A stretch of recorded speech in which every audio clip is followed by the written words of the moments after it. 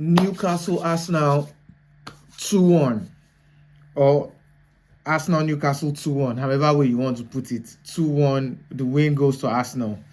This is my post-game reaction. I don't even know where to start from, man.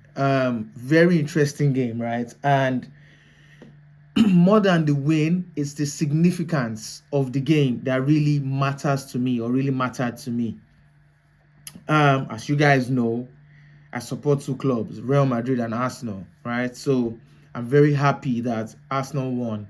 I'm very happy that Newcastle lost to Crystal Palace yesterday.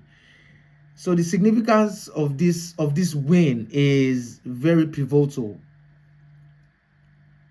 Even with the fact that it's still early stages in the season, to be fair, right? It's still early stages in the season. There are still a lot of games to go. Like, the season rounds up in like May, so anything can happen. But we're just speaking based off today. There were a lot of funny calls in the game, especially the penalty that wasn't given to Arsenal. The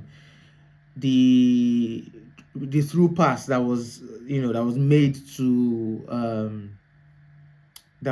to Gyökeres, and he was taken down by Nick Pope. I don't know how that wasn't a pen. I really have to go look at the highlights again, because that was a clear pen. That was a clear pen to me. I don't know how that wasn't given as a pen. And to be fair, that almost cost Arsenal the game, because soon after that, the Newcastle striker, Voldemort, or whatever his name is, Lord Voldemort, Woltemade, however way his name is pronounced, he scored not too long after that penalty wasn't given. Nick Woltemade, that's how I pronounce his name. He scored a goal from the corner kick. And Gabriel, that was a really useless giveaway. I really call that goal a giveaway, because I don't know why he fell to the ground. He was barely even touched. I don't know what he was trying to do. He was just trying to win a little cheeky foul, but the way he went down didn't make sense at all. And due to the course of the game, Arsenal dominated. Right? Arsenal dominated. And Arsenal had certain chances they were supposed to put away, to be fair. If that game ended in a 1-1 draw, I would have been upset, because Arsenal had chances. I remember there was a chance that Trossard had. He was given like a true pass, a through ball by Rice, and missed a clear chance.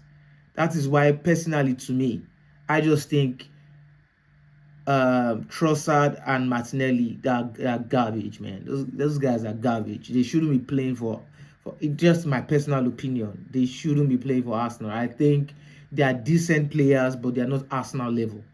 They are not Arsenal level, because chances like that can be the difference between you winning a match and you drawing a game, or you winning the league and you losing the title. Just little chances like that, missing certain chances like that. That's why I don't think these guys are good enough. I don't care if Martinelli comes in as a substitute and equalizes for Arsenal in the next 5 games. I don't give a damn. I just think Trossard, Martin are just horrible. They're just horrible players, man. Trossard should be playing in like Spain or Germany or something, for like Wolfsburg or something. Dude is just, yeah. But this video is not about Trossard or Martinelli, right? So Arsenal had close chances for them to. If Arsenal took their chances, they could have easily won that game, at least 4-1. At least 4-1. Very sloppy giveaway by Gabriel for Nick Woltemade to score. He was barely touched. I don't know what he was thinking. And I like how Arsenal started the game, right? I like how Arsenal started the game with the lineup. You know, it was Raya in goal, Timber, who was fantastic today. He also missed a very important chance. Well, Nick Pope as well. Kudos to Nick Pope. Nick Pope was incredible today, to be fair. So the lineup of Arsenal was Raya in goal, Timber, Mosquera, Gabriel, Calafiori, Zubimendi, Rice, Eze, Trossard, Gyökeres. I was very happy that Eze started today. He really dictated play in that midfield.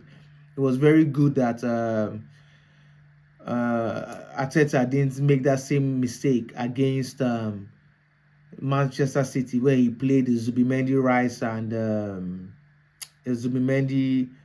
Rice and Moreno in midfield, which was really dumb. I don't know what he was trying to do, which was really dumb, but it was good he played Eze to start because Eze really dictated that midfield, so that was good to see. And you know, later in the game, Saliba came in, you know, Ødegaard came in. Ødegaard had a very, very good game as well. Ødegaard had a very, very good game. He didn't score, neither did he assist, but he really controlled the tempo of that midfield when he came on. Gave a really, you know, incredible pass. So it's good to see him back. It's good to see him back with a new haircut as well. Hopefully, it's you know, this motivates him to step his game up. Who again came in? Lewis Kelly came in for Calafiori, which was good to see because Calafiori was having a shaky game. And Merino. I mean, I said Merino. He's not a good midfielder. Dude is not a good fielder, at least in the Prem. But one thing you have to give him is this guy is clutch. This guy is clutch, and not only is he clutch, he is one of the best headers of the ball in Europe. He is one of the best headers of the ball in Europe. I think Arsenal have at least, when it comes to headers, at least the top 5, at least the top 3. And that Arsenal team in Merino and Gabriel, when it comes to heading the ball and scoring, those guys are phenomenal. Merino does it all the time for Spain. If you look at his goals for Spain, at least 50% of his goals, if not more, come from headers. Even for Arsenal, the guy is clutch. Dude is clutch. Dude is so good. You know, so good. He's lethal when it comes to heading the ball. And so is Gabriel. I mean, what can I say about Gabriel? I think Gabriel is the most dangerous defender in the world right now, in Europe, when it comes to goal scoring from set piece. From set piece, like corner kicks, he's the best. Another person, maybe another defender that was the best I've ever seen is Sergio Ramos. When it comes to like clutch headers and stuff, is Sergio Ramos. John Terry too was incredible, you know, during his time. But right now, Gabriel. Then maybe we can now start saying like Van Dijk, because Van Dijk too is very good, you know, in scoring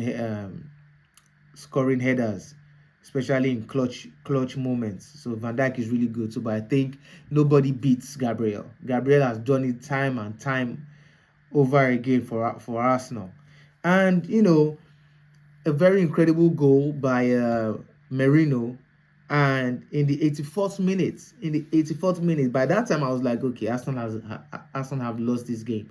But one thing Arsenal kept on doing was they kept on pressing, and that's the thing with Arsenal. Like, they can press you, and sometimes you can see the goal coming before it even gets in because of the way they dominate and press. You know, I thought Newcastle were going to do a Manchester City where they just put everybody to defend to the end of the game. But I feel like they still wanted to attack for whatever reason, and it cost them. You know, Merino scored in the 84th minute, and then in the 90+6 minutes, Gabriel scored another goal to win the game. And I was very happy because Arsenal should have gotten a penalty early on in the game with Nick Pope's foul on Gyökeres. So I just feel like it was karma. Well, I don't believe in karma, but you know what I mean. I just think it was payback. Let me put it like that. Payback. That's the word I wanted to use. I just think it was payback for what they did, because that call that the ref made was ludicrous, was ridiculous. I don't know what the purpose of VAR is if certain calls can be made. Like, how wasn't that a pen? Even the I remember the Manchester United game against Brentford, the foul on Mbeumo, that was supposed to be a red card, but according to the rule books, the player must touch the ball, and just a whole bunch of nonsense, rubbish. That was a clear pen, but these are the things of champions. When this is champion mentality, when even when you are down and out, you can come back and not only equalize but win the game. So big ups to Arsenal. Currently now, the table, let me see what the how many Liverpool should be leading Arsenal with. Maybe 1 point at the moment. Let me see. So Liverpool are leading Arsenal with 2 points at the moment. So Liverpool are leading Arsenal with only 2 points at the moment, and their next game is against Chelsea. The next game is against Chelsea. Let me see. Arsenal's next game is against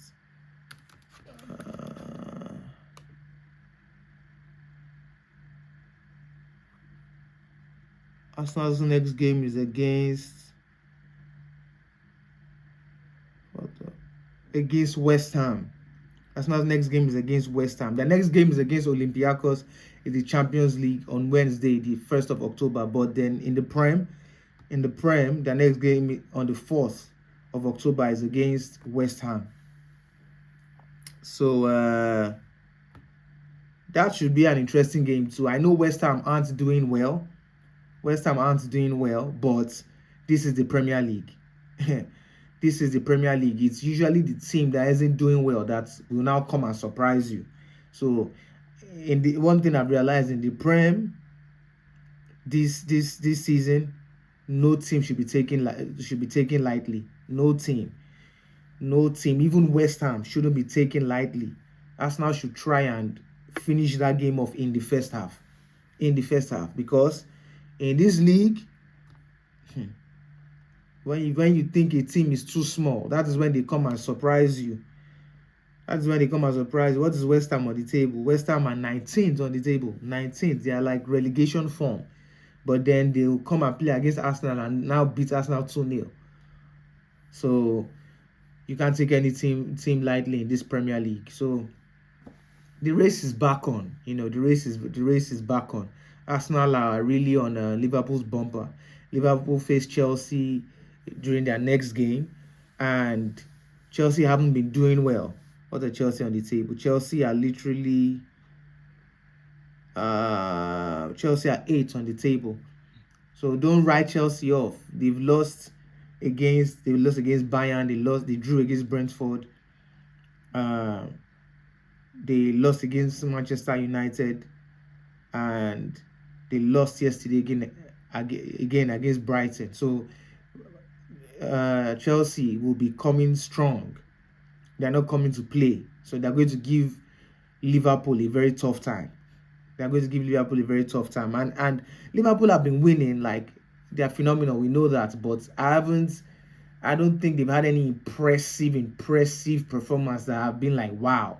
I just think they've been scaving through, scoring in the last minutes and things like that. So Chelsea won't be an easy game, because Chelsea need a win. So they are coming with all the motivation. So if Chelsea end up winning that game, or at least causing Liverpool to get a draw, that would be very good for Arsenal. If Arsenal can beat West Ham. So that's it, man. Big ups to Arsenal. A very good game. They pressed till they got an equalizer until they won the game. I knew it was going to be a tough match. At home to Newcastle will always be a tough game. They have a very, very good team and a very physical team as well. So yeah, that's really about it, man. Please like, comment, subscribe, all that good stuff. Leave a comment in the comment section below. Let me know how you found the game. Do you think the penalty should have been given, or do you think the referee made the right call not to give the penalty against Newcastle for the challenge on Gyökeres? Let me know in the comment section. Leave a comment below. Please like the video. Keep it locked to this channel. And until next time, guys, peace.